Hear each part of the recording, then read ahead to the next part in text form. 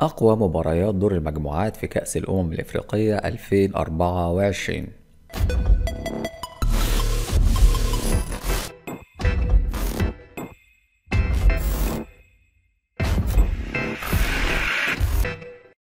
السلام عليكم ورحمة الله وبركاته، أهلا بكم ورب تكونوا جميعا بخير.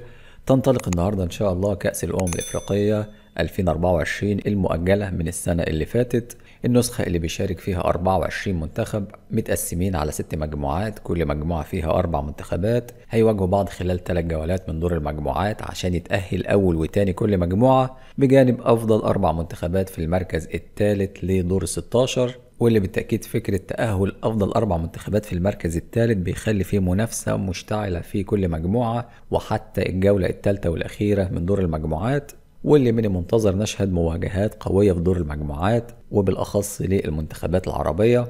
فالجولة الأولى ربما تبدو مش أصعب مواجهات بالنسبة للمنتخبات العربية، المنتخب المصري هيكون في مواجهة موزمبيق، والمنتخب الجزائري في مواجهة أنجولا، ومن نفس المجموعة بوركينا فاسو في مواجهة موريتانيا، بينما تونس هتكون في مواجهة ناميبيا، والمغرب في مواجهة تنزانيا. وبكده تنتهي مواجهات الجولة الأولى، واللي تعتبر مواجهات سهلة للمنتخبات العربية. بينما في الجولة الثانية هنكون قدام مواجهات قوية للمنتخبات العربية، فهنلاقي المنتخب المصري قدام التحدي الأصعب في مجموعته قدام غانا، وكذلك المنتخب الجزائري هيكون قدام المواجهة الأصعب في مجموعته قدام بوركينا فاسو.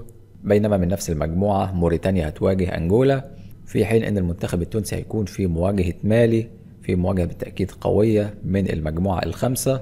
بينما المنتخب المغربي هيكون قدام المواجهة الأصعب في دور المجموعات بالنسبة له قدام الكونغو من المجموعة السادسة. وبكده تنتهي مواجهات الجولة الثانية، وتنطلق بعدها مواجهات الجولة الثالثة والأخيرة، واللي معاها هيتم حسم المتأهلين لدور 16، واللي في كل الحالات الجولة الثالثة هتكون مواجهاتها حاسمة ومؤثرة لجميع المنتخبات، لأن كل المنتخبات هيكون لسه عندها فرصة التأهل لدور 16 على أقل تقدير من بين أفضل 4 منتخبات في المركز الثالث. فهنلاقي كاب فيردي أو رأس الأخضر في مواجهة مصر، موريتانيا في مواجهة الجزائر، المواجهة العربية الوحيدة في دور المجموعات، وجنوب افريقيا في مواجهة المنتخب التونسي، بالتأكيد مواجهة قوية لكلا المنتخبين، في حين ان زامبيا هتكون في مواجهة المنتخب المغربي. واللي بنهاية دور المجموعات ان شاء الله هنتعرف على ال 16 منتخب المتأهلين لدور 16، واللي نتمنى ان شاء الله حضور عربي قوي في دور 16، وخاصة زي ما قلنا ان الفرصة مواتية لجميع المنتخبات نظرا لتأهل افضل 4 منتخبات في المركز الثالث لدور 16. تفتكروا يا ترى ايه فرص المنتخبات العربية في التواجد لدور 16؟ مستني رأيكم وتوقعاتكم في التعليقات، وشكرا للمتابعة وسلام.